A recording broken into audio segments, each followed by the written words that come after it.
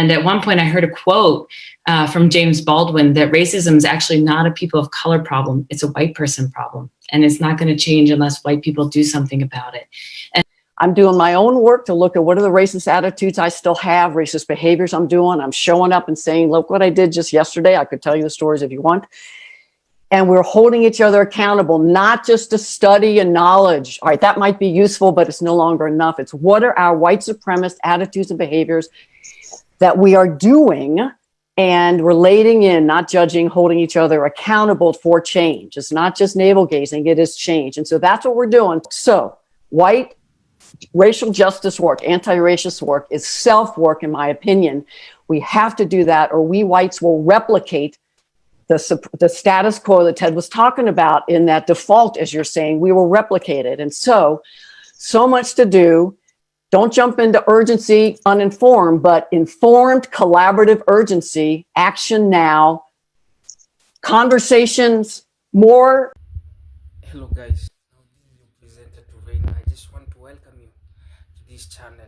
And I just saw this video where the whites are really talking about this issue with color, something that triggered my attention. Now I just want us to watch it. I don't know what your judgments are, but you can keep me updated. What do you think? How do you feel about their speech concerning this? And is it genuine? Just tell me in the comment section. I'll be back with more comment later on after this clip. Let's watch it first. And if this is your first time in this channel, please consider supporting us. Subscribe to our channel. Give us that like, ring that notification bell. We'll greatly appreciate. And my first question for our panel is personal. As a white person, what are some of the ways you personally work at being anti-racist? I'm happy to jump into that question, but since I went first the first time, I don't want to keep doing it. I have a couple ideas here. Obviously, the first thing that what I love about this question is that it's about the personal work of being anti-racist. And I like to think of it not as work, but as a practice, just like you might have a meditation practice. If you know how to meditate, great, but unless you do it on a regular basis, not much happens as a result of it. And so I try to break this down into three ways, the same ways that we talk about multicultural competencies in psychology, that an anti-racist practice for me includes knowledge, skills, and self-awareness.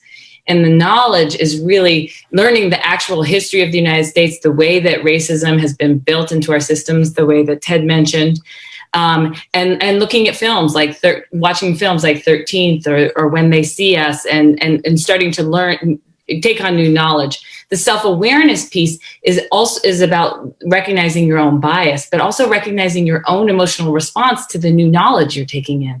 Because as you take in new knowledge, the sand that you stand on starts to shift and you realize, wow, I actually built my whole identity on the assumption of this history. And now I'm learning that history that I learned in school actually wasn't accurate. So it's also about developing a new sense of self and a new sense of awareness as a result of that knowledge. And then there are skills. And so I'm just gonna share three skills. I think there's a lot more. One for me is about feeling about racism. As white people, we tend to think about racism more than we feel about it. And if we were guided by our feelings, we would take different action. I've only learned about racism really through books and through, from what people tell me, but racism doesn't show up at my door every morning. I don't have to think, how am I going to talk about this with my kids or my friends or my parents? How am I going to navigate this thing? Because I wake up, there's no, as far as I can tell, it's not targeting me. And so one of the skills is really starting to get that visceral connection to racism that people of color have. And one of the ways I do that is by not scrolling through the headlines, but reading one story deeply, getting to know that person or that story and connecting to it emotionally. 2 more skills. A second one is developing a supportive network of white people who are going to push me to be anti-racist, who are going to support me and challenge me, who will hold me on that journey of developing a new sense of self, but who also aren't going to, when I have friends who say, oh, Allie, you're not racist. Don't worry about it. That thing you said you did, don't worry about it. You're fine. Those are not my allies. They might be my friends, but my allies are going to say, oh, wow, you did that? I'm sorry you did that. I've done that too. But listen, how could you do it differently? Let's brainstorm. Let's think about it together. So develop a supportive network of white allies who are going to help you do better and be better. And then the third one is to just seek and listen to feedback from people of color. To hop on to build on both of what you all are saying, because I so agree. And I believe it was Sue and Sue that added a 4th competency, which is action. And here's what I think is happening today, because I so relate in my history. Get a little more information. I'm seeing many more white people waking up and wanting to read. And we jump from a little bit of knowledge to action. And here's my fear. So what do I do in anti-racism work?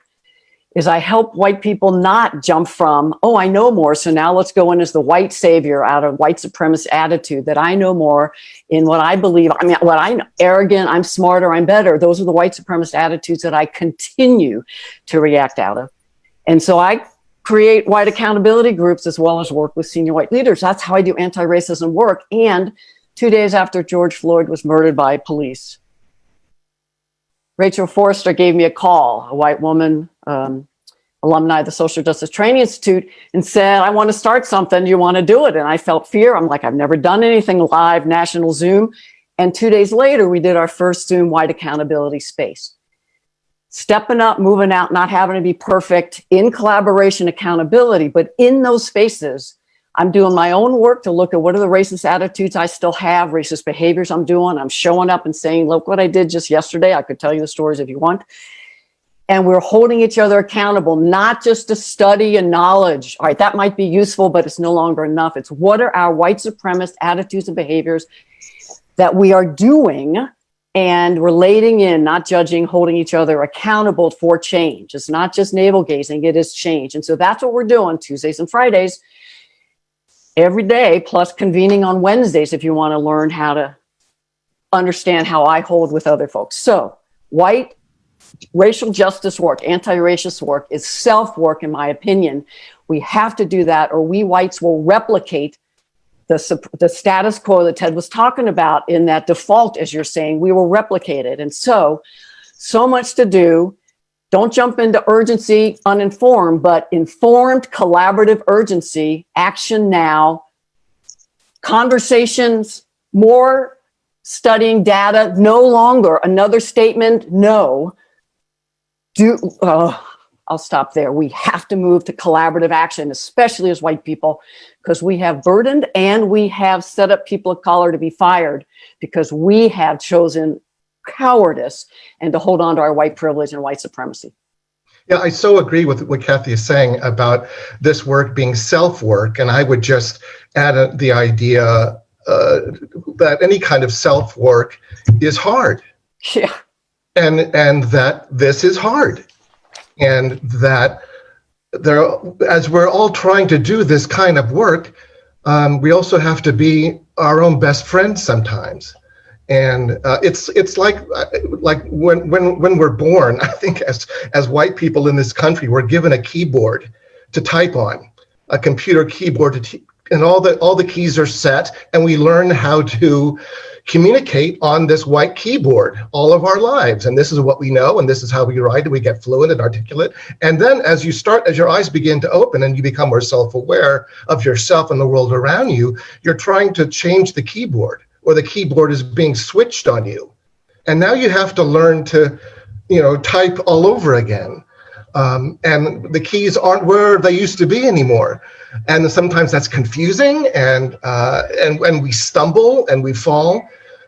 So I think in all of this, there's this kind of good, bad, binary thinking that can happen, that if as a white person in this country, I am bad, and I just want to also just float the idea to help yourself and be your friend in this process. I'd like to briefly add some things, and I'm going to go back to something that Stephen said in the introductions, and this notion of reaching in more than reaching out. And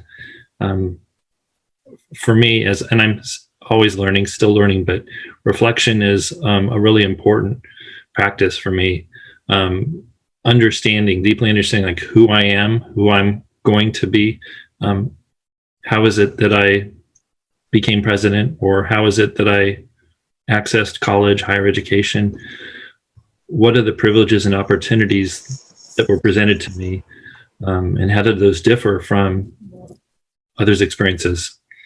So thinking about how are my words and actions showing up? Are they helping to dismantle racism, or are they contributing to it?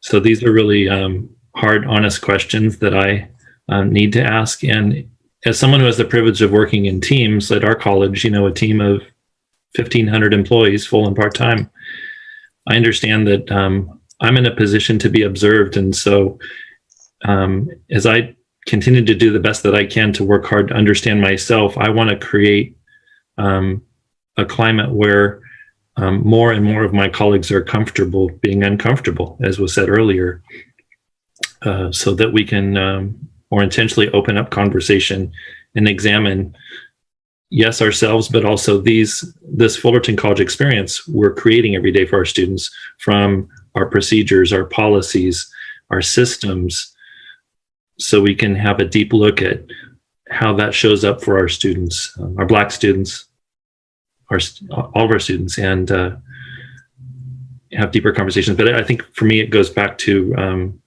reflection as a practice is really, really important for all of us.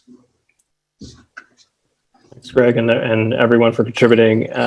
Can you all tell us about a time you either contradicted or failed to live up to your anti-racist values? I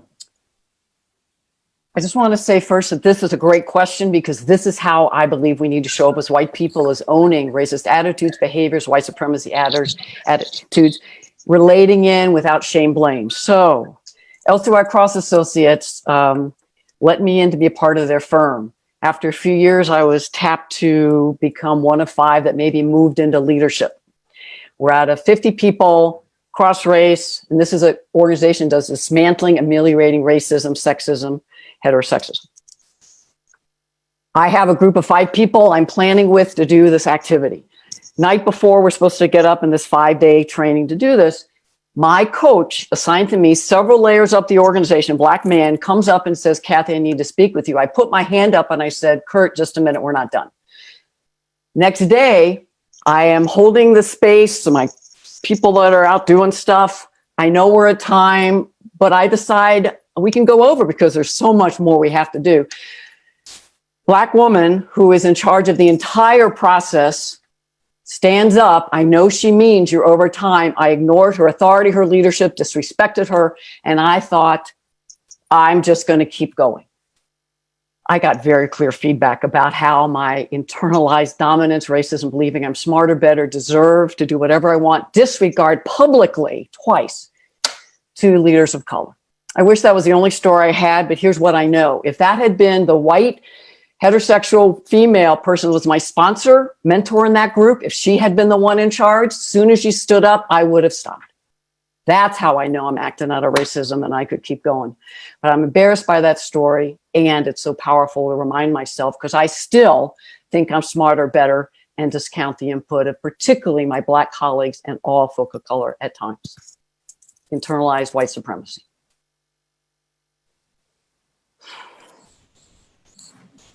Thanks, Kathy. I run a theater company in Los Angeles. I'm the artistic director there, and I think our theater is committed to diversity and inclusion. And I was producing a play that dealt with police brutality, and it was written by a Black playwright. It was directed by a Black director. We have, of course, Black actors in the cast. And I was talking about promoting this play about police brutality.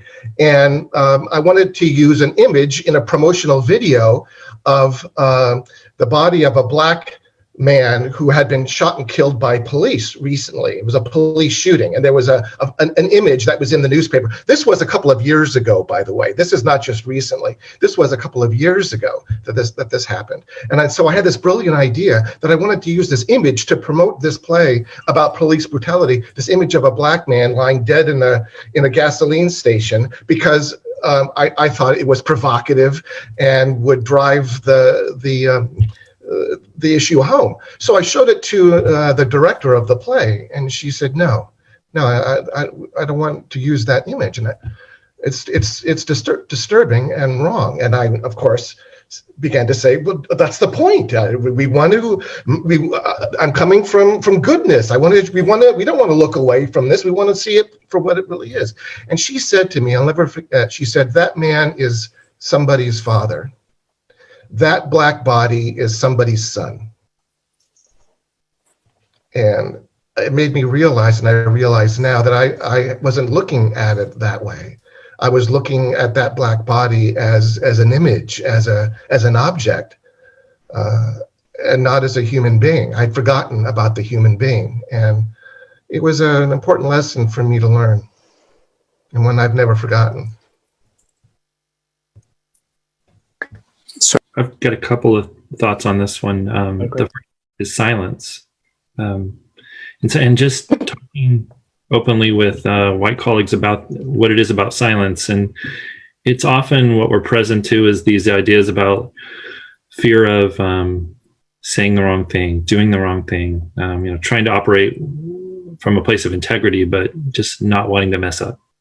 And the thing is that as I continue to learn, it's okay to mess up. Most of our colleagues expect that we're going to mess up. We're human. To be vulnerable and to be willing to take risks, always from a respectful approach, is something that I'm learning to be more comfortable. And my colleagues that I work with, we're working on being more comfortable with that. And then a second one, though, would be rushing to speak. And I'm honest talk, right, with a few of our best friends here. I'm really guilty of this. I think it's because I think that I was appointed the president of Fullerton College, and I've got a responsibility to lead. And sometimes that'll take the form of I want to do what's right as a college. I'm a part of our college, right? And rushing to speak, being motivated to define and achieve action. And this was shared earlier. I think it's a really, really good point, is really taking a pause and having the benefit of the rich community around us to help us inform maybe the potential action we can take next, and resisting that urge to act quickly out of a desire to be responsive and to help. But many times, and I've been reminded of this a long time ago and recently, it can be best to, in those situations, to listen very actively first, and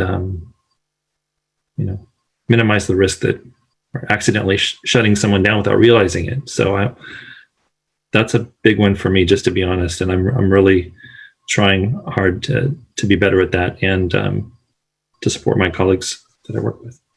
Yeah, we need to learn how to rush to listen, don't we? Yeah. I really appreciate this conversation because I feel like I resonate with everything people are saying, and we don't all live in the same places or even know each other, but it just speaks to our socialization as white people that we have stories that resonate so much. For me, I remember being in a group, a small multiracial group at a conference, and we were together every day for 5 days. And throughout the course of the week, I had an Asian American colleague who kept trying to tell me something. She clearly didn't like the way I was doing something or saying something, and I just kept kind of not hearing it. And at the end of the week, I just said to her, look, do you know how many books I've read on this topic? And she said to me, are you kidding me? If you had actually read that many books, you wouldn't have just said that to me. And in the moment when she said that, I just thought, oh my God, she's right. Of course.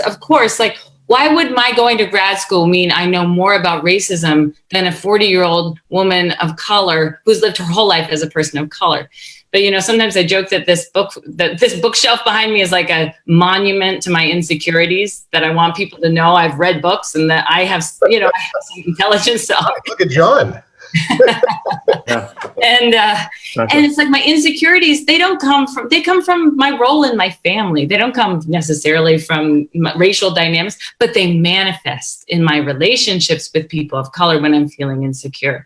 Another time I was taking feedback from a person of color that I had asked for, and it just crushed me. And it was offered very kindly, but in describing it later, I described it as she attacked me. And it was actually Kathy O'Bear who challenged me. She was like, did she really attack you? What, did it get physical? And I was like, well, no, physical. She's like, where were you? Were you in a parking lot? No, it was kind of like this wine and cheese affair. Nobody even actually raised his voice, you know? And like, as I thought, I was like, she didn't attack me. I asked her for feedback. She gave it to me. But then I didn't talk to her. This was another person in my grad school program. I didn't talk to her for 2 years after that because I just felt so dumb and so inadequate. And really what she wanted was to be able to give me feedback and for me to be able to move on. And so that's kind of where I can continue to find my work, is like being able to fall down and pick myself up again and keep going, knowing that I know more today than I did yesterday before I got that feedback. I think the one other thing I'd add, if I can, is that all of these stories for me come out of a sense of internalized superiority. We often talk about internalized oppression and how it silences people from oppressed groups, but we don't talk about the flip side, which is a sense of internalized superiority, that my voice should be heard, that I should show up and be listened to. And what has happened to me in some relationships with colleagues of color is that they've been able to say, right now in this conversation, I can't even figure out what I think, because your internalized superiority is so big and my internalized oppression is so big. It's so big.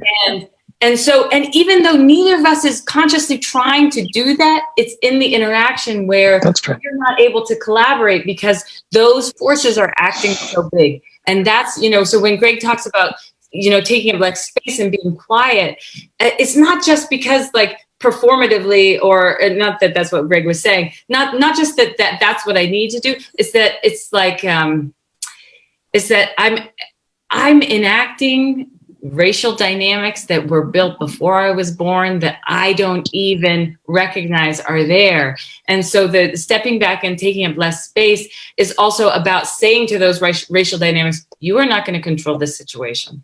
We are going to take a hold and make sure that both of our voices are heard. And we're going to figure out how we have to do that interpersonally. Ollie, I have a question. Hey, John, can I add? No, good. You go, Steve. I just have a question for you, Ollie, and for the panel here. You're also so smart, and I'm because you use the phrase "person of color," and we use that phrase so much, a person of color, and it's a real question to me. Isn't that phrase racist in some way? Doesn't it not? Does calling someone a person of color, does that does that not denote an otherness? I mean, white is a color, and does it not